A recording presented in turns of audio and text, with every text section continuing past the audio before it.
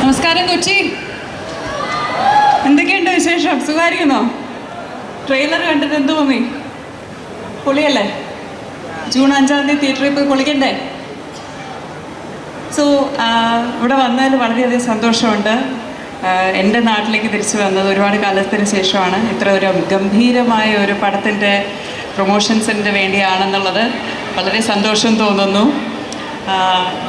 അധികം സംസാരിക്കുന്നില്ല, ബിക്കോസ് നിങ്ങളെല്ലാവരും കാത്തിരിക്കുന്നത് ഉലകനായകൻ കമൽഹാസൻ സംസാരിക്കാൻ കേൾക്കുന്നതിന് വേണ്ടിയാണ്. സോ എല്ലാവരും ജൂൺ 5-ാം തീയതി വന്ന് സിനിമ കാണുക, നമ്മളെല്ലാവരും ബ്ലെസ് ചെയ്യുക.